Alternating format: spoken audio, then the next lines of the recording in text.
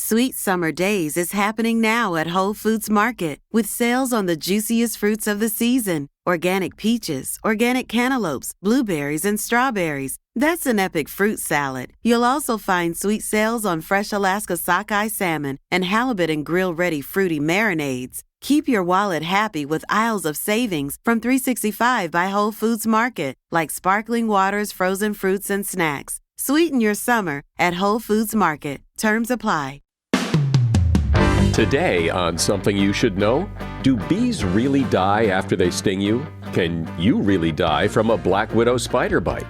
Then scammers are always trying to get your money, but there are ways to protect yourself. For example, anytime anybody asks you to pay for anything using a prepaid cash card, it's a scam. No legitimate organization or government organization is ever going to ask you to pay for your debts with a cash card. It's just not how it works. also why the middle of the summer is the best time to clean your oven, and a lot of little things you can do that will have a very positive effect on your health and longevity, like drinking coffee. So I spoke to a world expert who studies coffee. He said, look, the broad consensus now is that drinking 2 or 3 cups of coffee a day is probably a good thing. The thing he did say was that it's best not to drink coffee first thing. All this today on Something You Should Know. So I'm sure you've noticed there are a ton of financial podcasts, and clearly some are better than others, and a few are outstanding. And of the outstanding ones, my favorite money podcast is Stacking Benjamins. It gives you really what you want in a financial podcast: sound, genuine, practical money talk. Stacking Benjamins is hosted by Joe Saul-Sehy, a former top financial advisor, and OG. He's a certified financial planner who knows the latest trends and understands the struggles people have with money.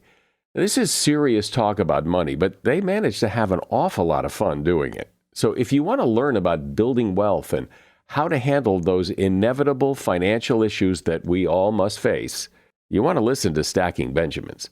Their headline segment keeps you up to date on the latest lessons to be learned from the news. And they have a TikTok Minute, which shines a light on just how bizarre money advice can be sometimes. Find Stacking Benjamins on all major podcast platforms, including where you're listening to this right now, and your wallet will thank you. Something you should know. Fascinating intel, the world's top experts, and practical advice you can use in your life. Today, Something You Should Know with Mike Carruthers. Hi, welcome to Something You Should Know. The other day, I got stung by a bee on my finger, and my finger swelled up to about 3 times the size.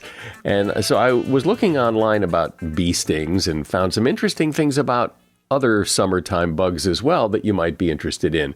First of all, I've always heard that if a bee stings you, that the bee will die shortly after that. It's not entirely false. Most species of bees and wasps, however, do not die after they sting someone.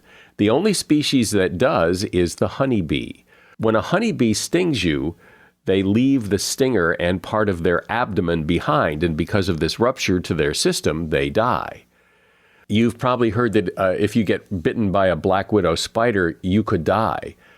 And it is true that black widows are venomous, and their venom can cause muscle cramps, chills, fevers, nausea, all kinds of problems. However, if you seek professional care, it's very unlikely you will die. It has happened, but usually it's to small children or elderly individuals. People think, I assume it's because of the name, that carpenter ants eat wood. But unlike termites, carpenter ants don't eat wood. Instead, they actually tunnel through it, leaving the wood debris behind outside their nests. But they don't eat it.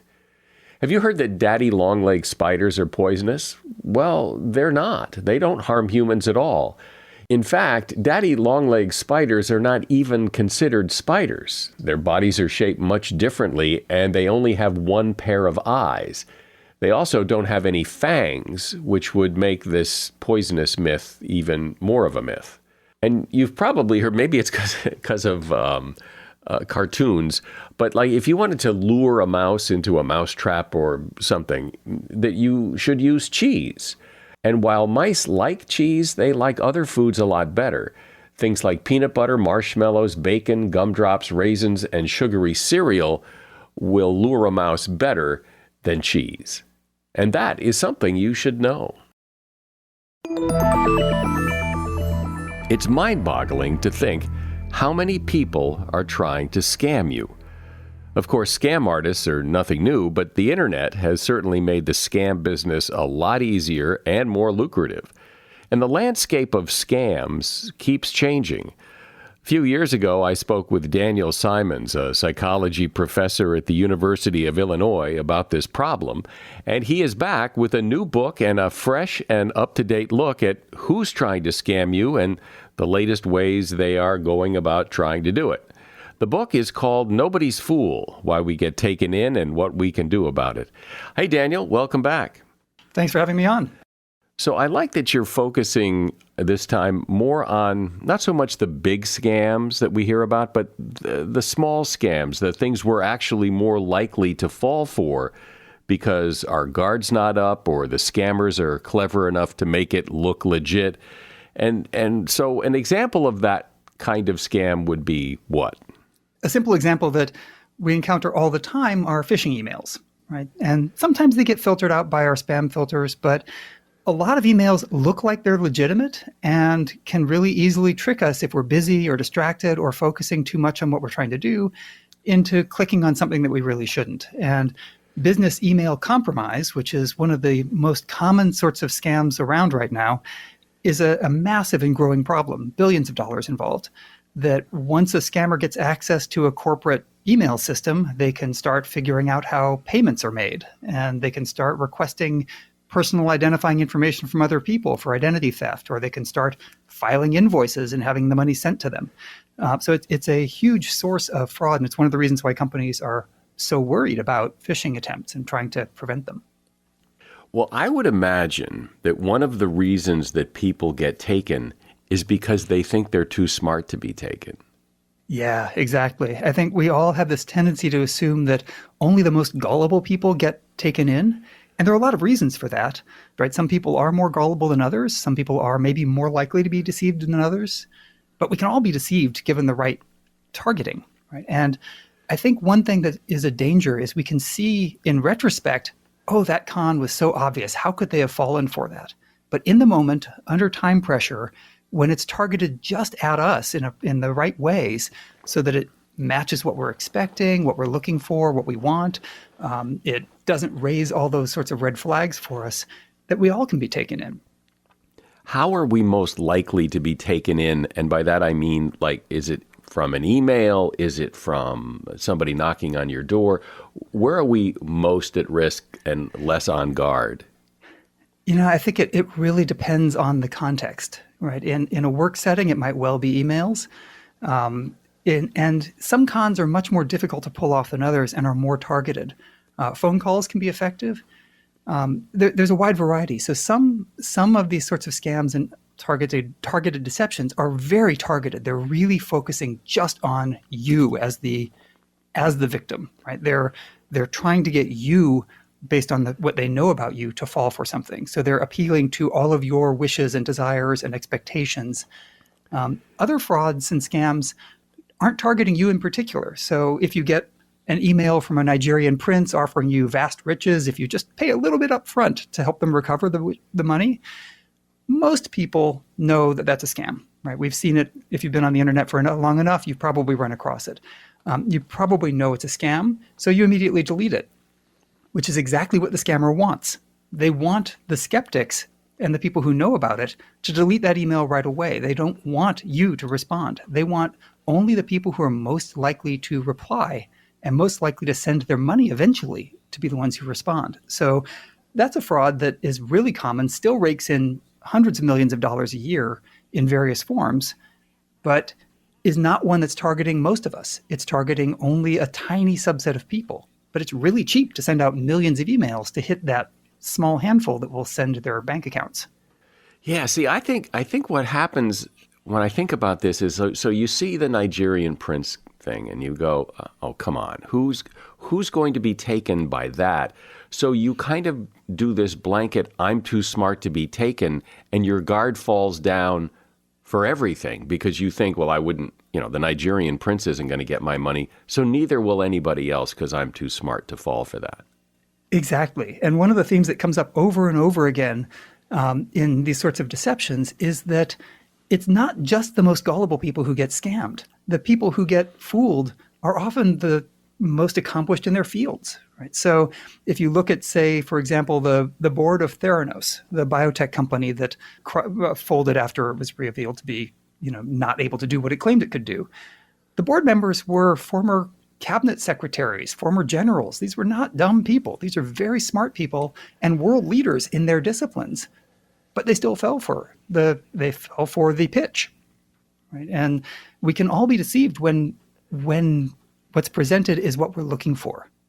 Yeah, that's so true what you said, because so many of the scams seem obviously scams to me, but may not seem like scams to other people. Like I get these emails every once in a while, but fairly frequently, invoices, not demanding payment, but here, here's your invoice for $34,000. And I went, wait, what?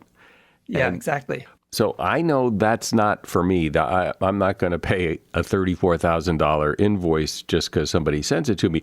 But there must be some people who do pay it. There must be enough people who do to make it worthwhile. And for it to be worthwhile to the scammers, they have to spend all of their time trying to reel in the people who are likely to fall for it. Right. So, but yeah, that's a common thing. So lately, a form of text spam is, we couldn't deliver your package. Right. And if people are ordering a lot online or having things delivered, especially during the pandemic, that looks completely natural. And if you don't look to see that the email didn't come from the Postal Service or UPS or Amazon or whoever you ordered from, you might click it by mistake, and it's an attempt to phish, right? It's an attempt to take over your computer or to get access to your accounts. I mean, there's so many scams that are just so horrible, horrendous. But what's a scam right now of the ones that are out there? What's one that you particularly find bothersome?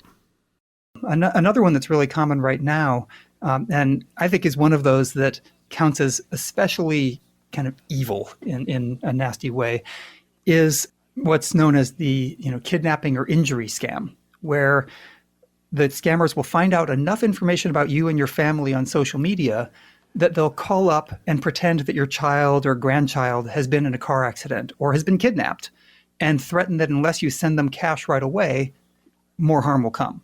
Right? And they sound just credible enough because they know the kid's name, they know where they were, so they've done a little bit of targeting and tracking, and they put you under incredible time pressure and fear in order to try and take money from you. That really is evil. It's awful. It's preying on the fears and the goodwill of people, and those are going to get worse, right? Because it won't be all that long before you can have spoofing of people's voices. So it might actually sound like the call is coming from that kid. And that makes it even more compelling. Another one that's a big scam, and it maybe has slowed a little bit, but is the call center scam. So a call center scam so what they'll do is call people who are immigrants in a country, for example, and pretend that they're the government organization for immigration, put them under huge pressure and try and get them to, for example, go out and buy cash cards and read the numbers over the phone to prevent them from being deported. They'll threaten and say that the cops are coming right now. Other variants of this are, you owe taxes and you can get this resolved right away by sending money now. Those call center scams, and I should mention, anytime anybody asks you to pay for anything using a prepaid cash card, it's a scam. No legitimate organization or government organization is ever going to ask you to pay for your debts or to pay to preserve your immigration status with a cash card. It's just not how it works. And there also will never be that kind of time pressure. The cops are never going to be rushing to your door. But it's a common sort of scam. And it now often works by robocalling first. Right? So they'll robocall out to millions of numbers and ask you to call back. And anybody who calls back has just selected themselves to be targeted. It's a little like the car's extending your car's warranty call that everybody gets all the time. It's a robocall. Anybody who calls back is most likely to fall for the pitch. Is the extending your car's warranty, we've been trying to get a hold of you, Is that always a scam, or are there actually people extending car warranties? There might be some legitimate businesses that are trying to extend your car's warranty, but a lot of those are scams.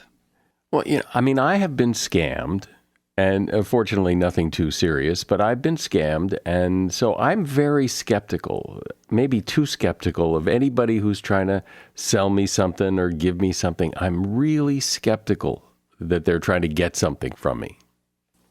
Yeah, and I think that last caveat that you just added, the get something from me or get money from me, is the key, right? We can't be skeptical of every interaction we have with everybody else, right? That's an impossible way to live. We could never have a conversation because we have to assume that, for the most part, everybody we're talking to is trying to be truthful, is interacting with us naturally. And most of the people we interact with day to day aren't scammers, right? They're not trying to get us. So going through life assuming that everybody is out to get you isn't necessarily the most sane way of living. But thinking about whenever you're in a position where you're being asked to spend money or to provide information, those are times when we need to be extra careful. And I like to think of the way scamming works as a little bit like sort of a bullfighter, right? So, a bullfighter or matador will hold up that red cape, and the idea of the red cape is it's something that's really enticing to that bull. So if you're the potential mark, they're going to make something look really enticing to you so that you charge in without thinking and taking that second step to just say, okay, is this real? Is this legitimate? Is there something I should be asking myself here? They want to make it so enticing that you just charge straight in. And the key is to figure out what are those cues that we use to find something really enticing. What are the sort of tendencies we have that make us act as efficiently as possible and not necessarily stop and ask ourselves, is that really true? Is that legitimate? I'm speaking with Daniel Simons, and we're talking about scams and how not to get taken. Daniel is the author of a book called Nobody's Fool: Why We Get Taken In and What We Can Do About It. Many times I've talked about how much I love to cook and how I like family dinners at home, which is why I love HelloFresh. I know you've heard of HelloFresh. It's that service where you get farm-fresh, pre-portioned ingredients and great seasonal recipes delivered right to your door, and it makes cooking and eating at home easy, fun, and delicious. Now, if you've never tried HelloFresh before, this is the time to try it. Well, let me ask you, so what did you have for dinner this week? The same old, mac and cheese thing, or maybe takeout? Well, let me tell you what we had in our house. Butter-basted Southwestern pork chops, spicy and saucy turkey and bell pepper bowls, Turkish spiced chicken and apricot pan sauce, and it was really easy. So let me knock down some arguments here. You think it takes too much time? Well, HelloFresh meals take about 10 to 15 minutes to prep, and then you cook them. You think it's too expensive? HelloFresh is about 25% cheaper than most takeout. I'm telling you, as a HelloFresh veteran, this is the way to cook. So come on, this summer, make a commitment to eat better and spend less on food. And I've got a great offer for you. Go to HelloFresh.com/something50 and use the code something50 for 50% off plus free shipping. Go to HelloFresh.com/something50. Use the code something50 for 50% off plus free shipping. Sweet Summer Days is happening now at Whole Foods Market with sales on the juiciest fruits of the season. Organic peaches, organic cantaloupes, blueberries, and strawberries. That's an epic fruit salad. You'll also find sweet sales on fresh Alaska sockeye salmon and halibut and grill-ready fruity marinades. Keep your wallet happy with aisles of savings from $3.65 by Whole Foods Market, like sparkling waters, frozen fruits, and snacks. Sweeten your summer at Whole Foods Market. Terms apply. So, Daniel, when you analyze the scams that people pull on other people, what are some of the things that seem, the tactics, strategies that seem very effective? We often are fooled when people give us really precise information. Right? And that's mostly good because generally if somebody can give you really precise details, that means they understand things really well. Right? If you can make a really precise forecast to say it's going to rain at 2:30 p.m. this afternoon, that's more useful than say it might rain today. But those looking to fool us will often use pseudo-precision. They'll make things sound like they're really precise and count on us to draw the inference that they actually understand what they're talking about. So there's a common statement that 13.5% of your customers are early adopters of new technology. Where did that number come from? It's actually not based on any sort of data at all. If you look carefully at what they're talking about, it's just based on assumptions. But because somebody says 13.5, you take that as meaning they actually know something in depth. There's always been that advice that if it sounds too good to be true, it probably is. And that does seem to be pretty good advice. I mean, when the Nigerian Prince singles you out to give you all this money, yeah, maybe that's a little too good to be true. Exactly. And it is great advice. The problem is figuring out what's too good and what's not. Right? So what's too good for you or me, that Nigerian email promising hundreds of millions of dollars if you just help them out a little bit to recover their lost fortune, that sounds too good to be true because it's like this outrageous amount of return on no investment. And most of us know to watch out for anything that guarantees huge returns from a tiny risk or no risk at all. But the more sophisticated the con, the more likely it is that you're going to find it to be just good enough rather than too good. So here's an example, right? The classic Ponzi scheme, right? Where people pay in and then the people who get in early get money out only because new investors are coming in and the new investment money is just being returned to the original investors. So it's a pyramid scheme format where there's never actually any real investment going on. The original Ponzi schemes promised outlandish returns, guaranteed 50% returns in 6 months, right, with no risk.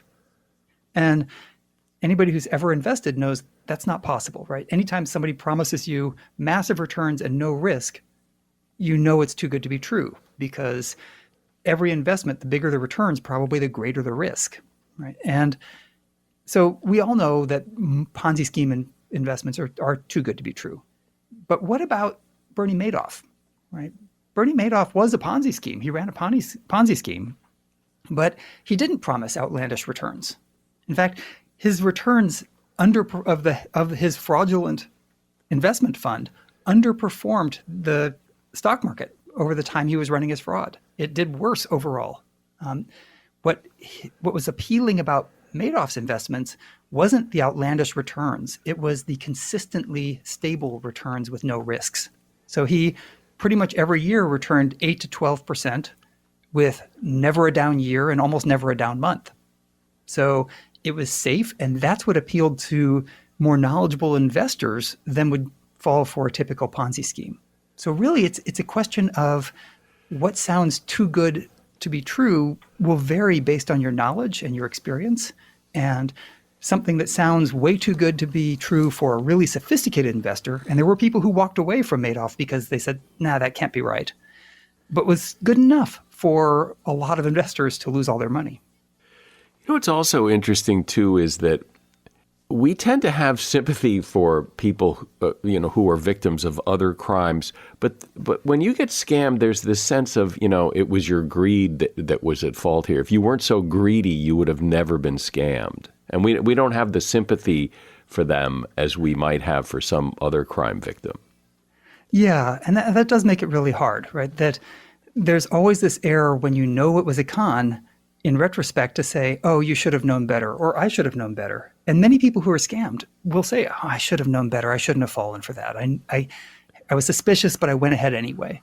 It's also why a lot of fraud is probably not reported, because once people realize they've been taken, they're embarrassed because they think, oh, well, I should have seen that. It seems obvious in retrospect. And that's, of course, exactly what scammers count on. They count on you to be highly efficient in the moment and not to question until later. And that's how a lot of these sorts of scams work. They put time pressure and commitment pressure on you right away so that you don't have time to think and question and be skeptical about it.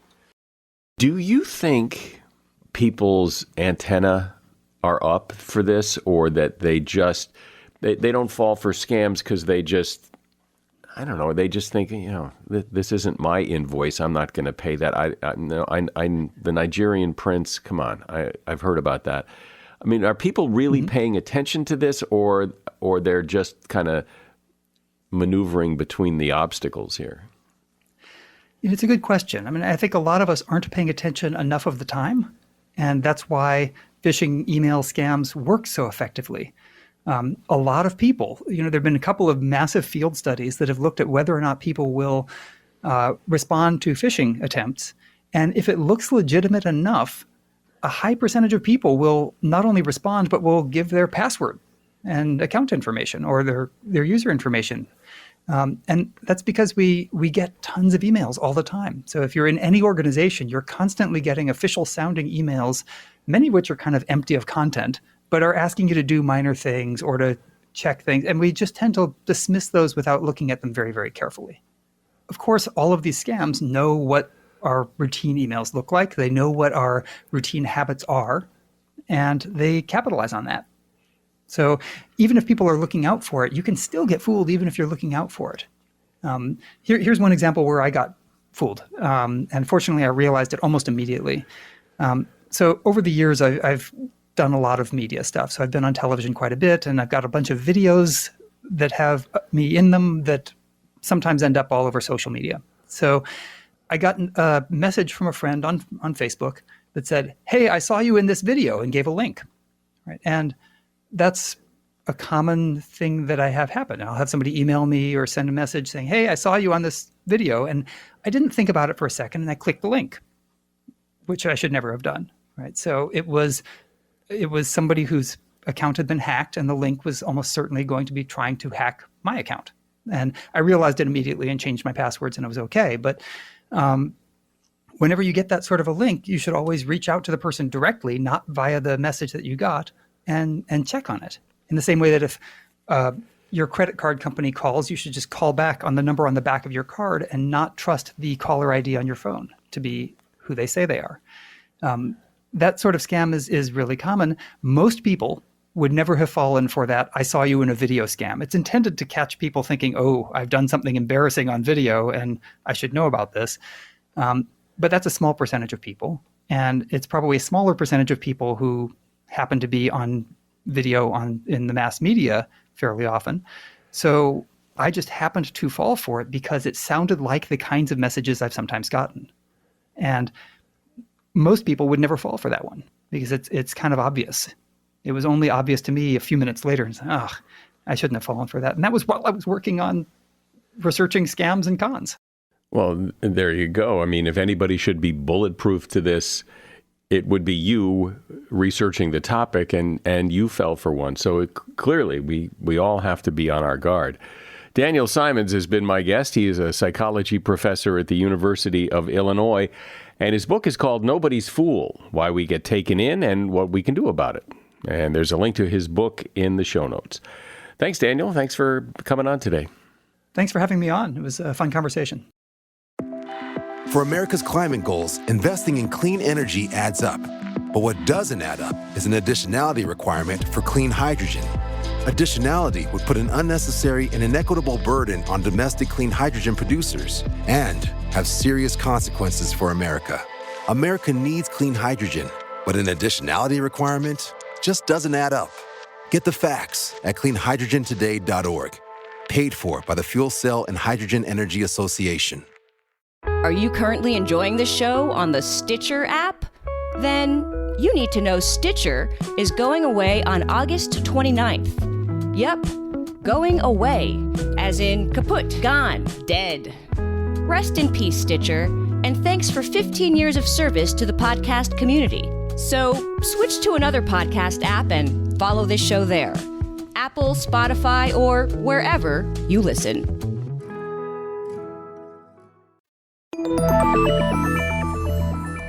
When people think about being healthy, living a healthier life, it can all sound a bit daunting. After all, I think most of us can probably think of several things we do or don't do that are not so healthy that we could do differently.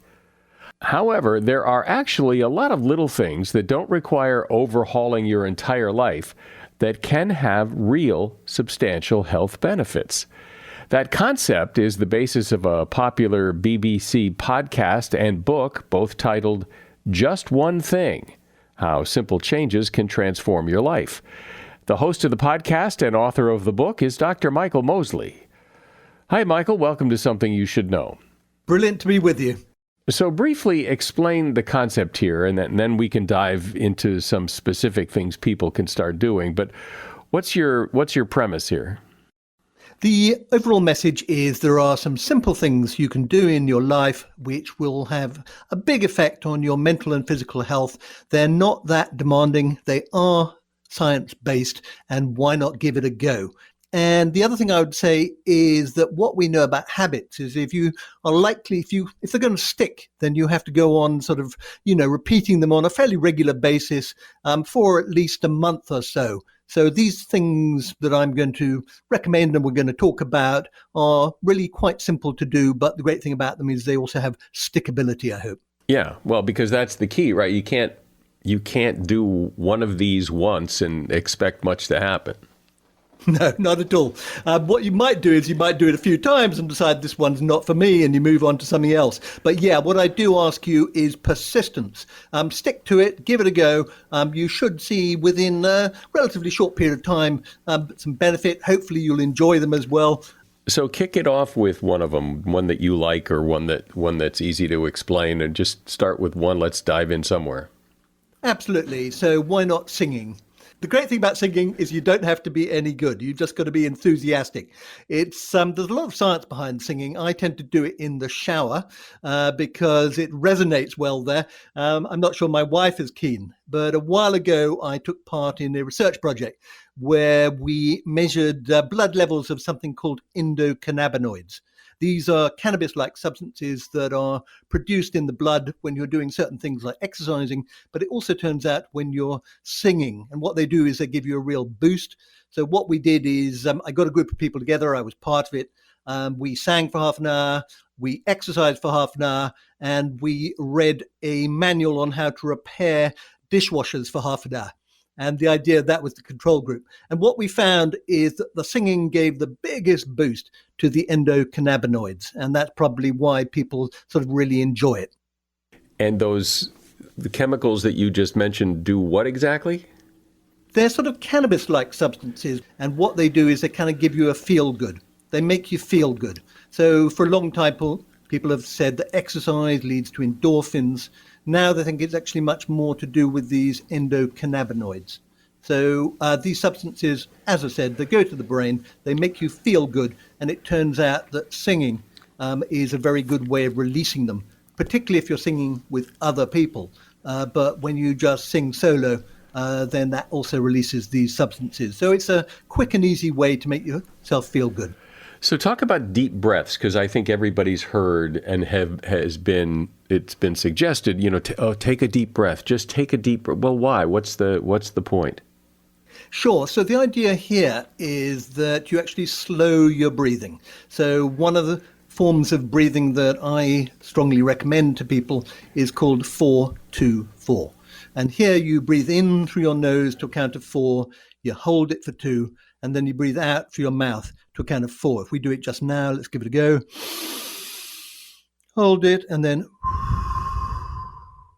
And if you do that for about a minute or so, what happens is your heart rate slows down. You're actually switching on part of your system, which is called the parasympathetic system, and it's kind of like the brake. So your adrenaline is the sympathetic system that makes you go rev, rev, rev, whereas this kind of calms everything down. So when you do this form of slow, deep breathing, that slows your heart rate, it brings your blood pressure down, but it also induces this feeling of calm. So if you do it, when you're feeling a bit stressed, brilliant. Also, middle of the night. I typically wake up at about 3 a.m, lots of thoughts racing through my mind. And when I do this 4-2-4 breathing, then that just slows everything down. The heart rate drops, and that is a sort of trigger for going back to sleep. It's brilliantly effective, really quite life-changing. I do that too. I wake up at 4 a.m. and do what you do at 3, but it's the same thing. Yeah, that your mind just pops awake, and all of a sudden things start just pouring through it. Absolutely. It's really, really annoying, isn't it? Yeah. And it's frightening sometimes. Like, I was just asleep and now I'm thinking about everything. Absolutely. So one of the techniques, I don't know whether you do it as well, is that if within about 5 or 6 minutes, maybe 10 minutes, I haven't gone back to sleep and the breathing isn't doing it, then I get out of bed, I go and find a quiet corner, I continue doing the slow breathing, I read a dull book, I listen to some music until I start to feel sleepy again, and then I go back to bed.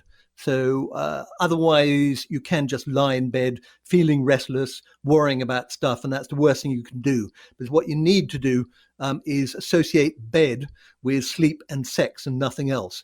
So that's one of the top tips I learned from sleep experts.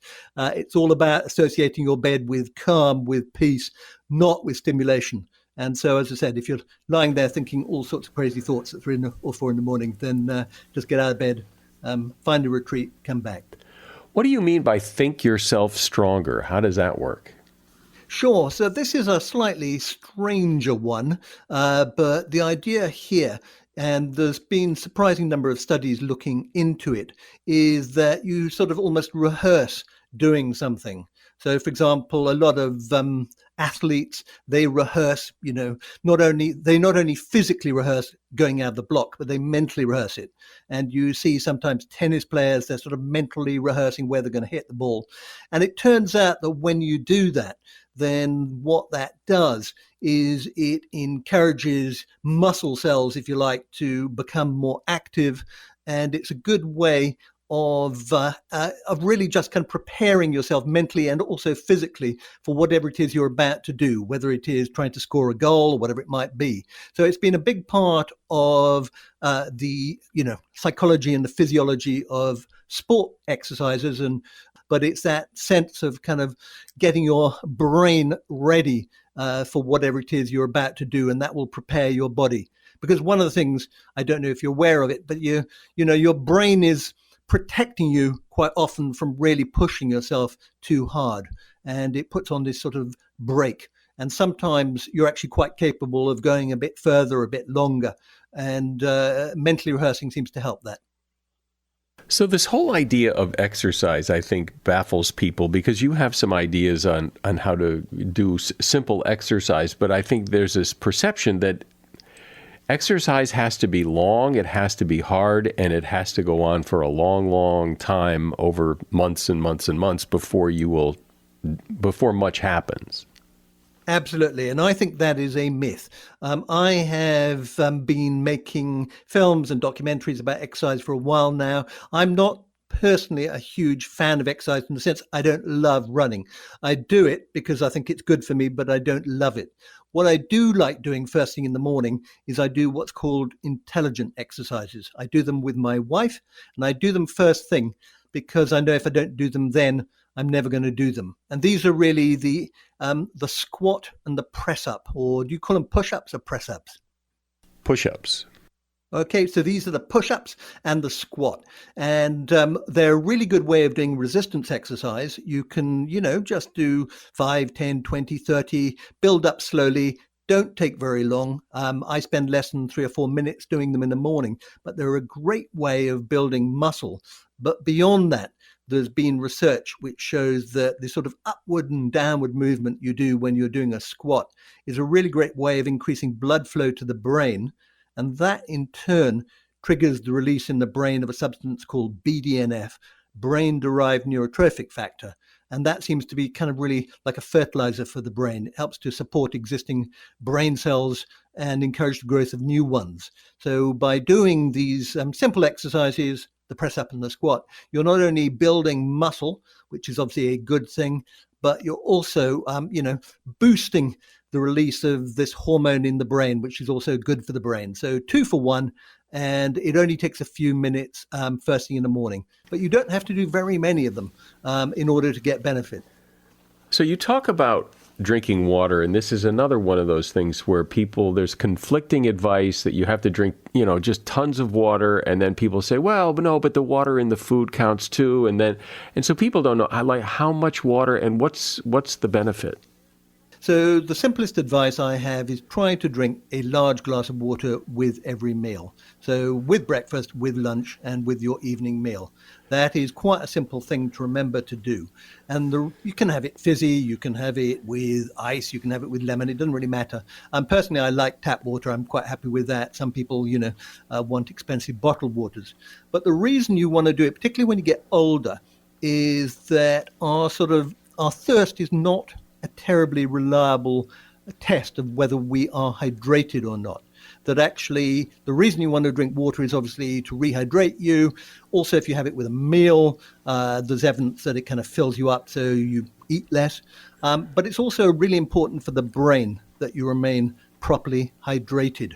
And there have been lots of studies which have shown that when even a sort of 5% dehydration, you perform worse physically and mentally. So simple thing, glass of water with every meal. And the other thing I'd say is one way of telling if you're properly hydrated or not is, you look at the color of your urine. So it should be a sort of pale straw-like color. One of your recommendations is to take an early morning walk. And, I think most people know that walking is, that's good exercise. But why an early morning walk? Well, I think the benefit of doing it first thing in the morning is multiple. So one of the things is that when you go outside in the morning light, then the amount of light that your eyes, your brain, if you like, are exposed to is multiple times greater than indoors. We don't really appreciate it because our eyes are very good at adjusting, but it can be 10 times as bright outdoors as indoors. So one of the reasons you want to go out first thing in the morning is it's a great way of resetting your internal clock. That your circadian rhythms, they're driven mainly by light. So when you go out first thing, that will actually sort of reset everything so you'll sleep better that night. When you go out, if you can go out in green spaces, that is a particularly good thing because we know there are lots of benefits to spending time in nature. And indeed, we know that if you can, I have a wood near me and I like going for a walk through the woods. And we know the trees produce these scents which are good for your immune system.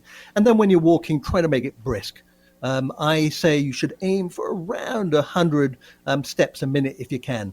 If you can't, fine. But something like that is 100 steps a minute. And one good way to do that is you put some headphones on with a bit of music which has a beat of around 100 and, pace yourself like that. I often go for a walk with my wife. She loves walking fast, so she kind of speeds me up.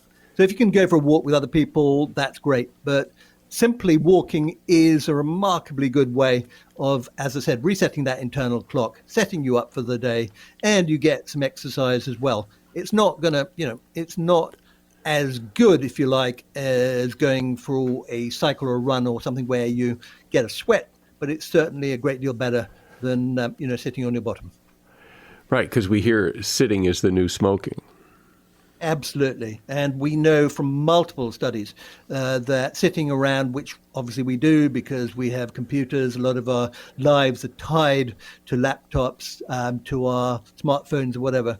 We know that spending a long periods of time sitting is really bad for your blood pressure, very bad for your blood sugar levels and things like that. So another advantage of drinking all that water is you'll make more trips to the toilet. So there's another plus in that, so you'll at least get up and go for a short walk then. And if you can fit in a few squats or a few press-ups after you've been to loo, that's a good idea as well.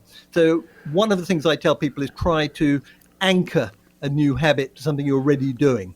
One of the odd ones in here that I thought was interesting was stand on one leg. Like, how much good could that possibly do? No, I agree. When I first came across it, I was somewhat surprised, but it turns out that falling over is the second commonest cause of accidental death worldwide after road traffic accidents. And the thing about exercise is we know about the push-up and we know about the benefits of things like going for a run, aerobic fitness, resistance exercise, but not many people consider their balance. And balance is really, really important, particularly when you get older. And there is some evidence, because we spend so much time on our bottoms these days, that our sense of balance is getting worse.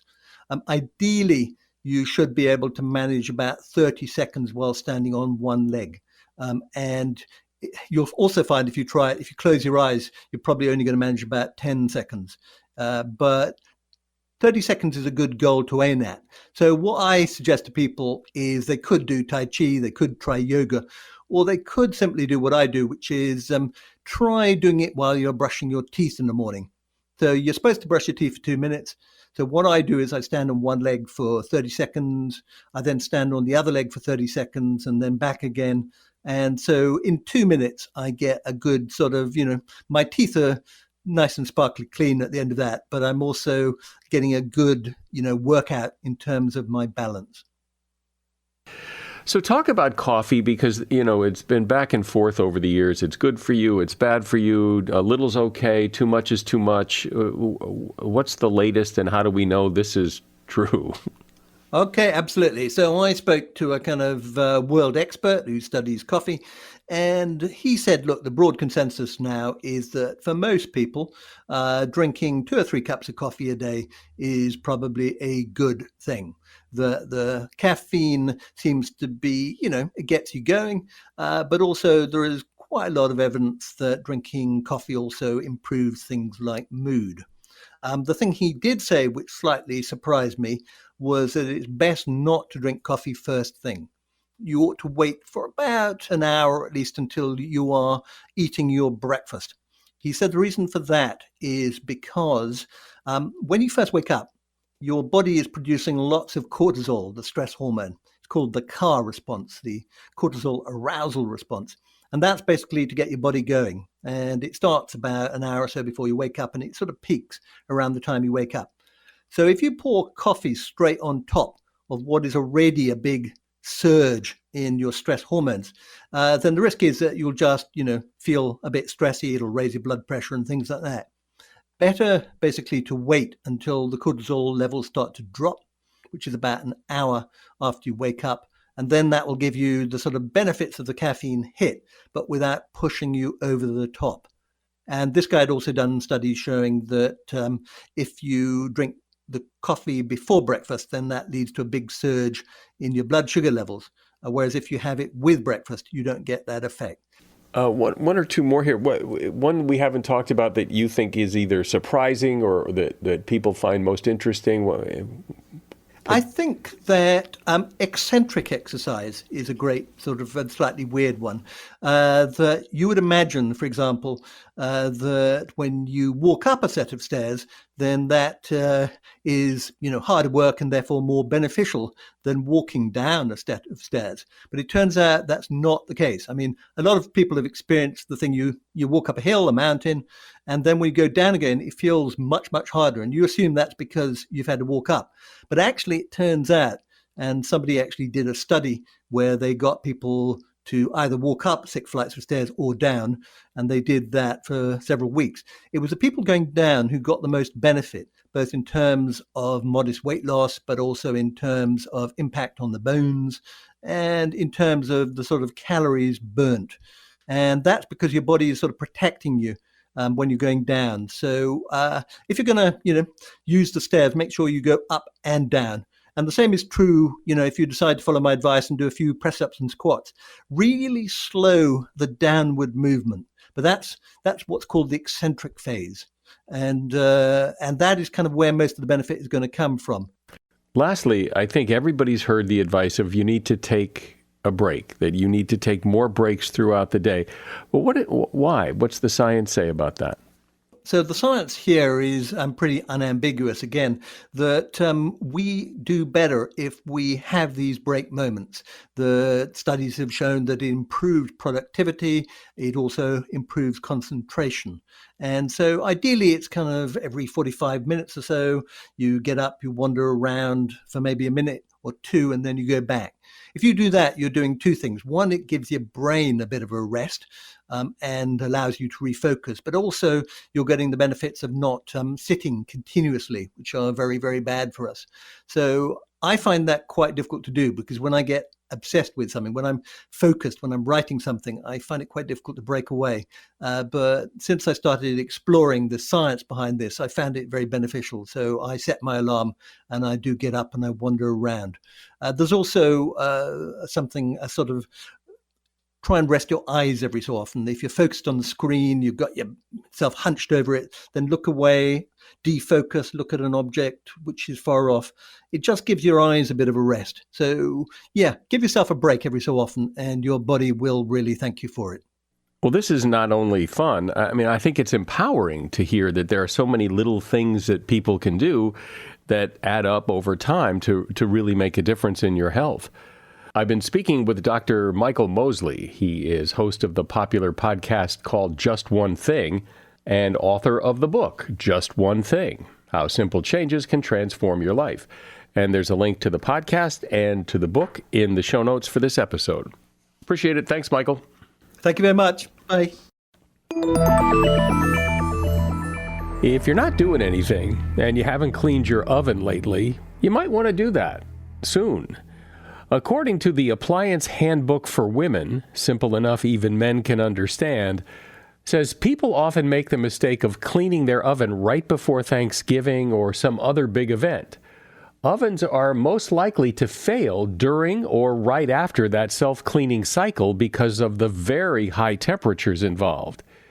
It's not easy getting an oven fixed around the holidays or on a weekend when repair shops and part distributors are busy or closed. Weekdays in the summer are probably the best time to clean your oven because if something goes wrong, you can always fire up the grill. And that is something you should know. I bet you know somebody who would enjoy this episode as much as you did, so you'd be doing them a favor. You'd be doing us a favor if you would just tell them about this show and send them the link and tell them to listen. I'm Mike Carruthers. Thanks for listening today to Something You Should Know. Welcome to Talkville, the ultimate Smallville rewatch podcast. Look, we have a lot of fans. We have a lot of people that watch the show. We have a lot of people that still watch Smallville. They show up to the cons. They're glorious. They're awesome. They're just loyal is the word. I guess I'm proud of the show. So I'm like, come on, man. Smallville. Because now everybody's like Arrow and this. And these are all great shows. I'm not knocking the shows. I'm just saying, don't you remember us before the social media? I want to be a meme. Meme. Catch up with season 1 or start season 2 on YouTube or wherever you listen.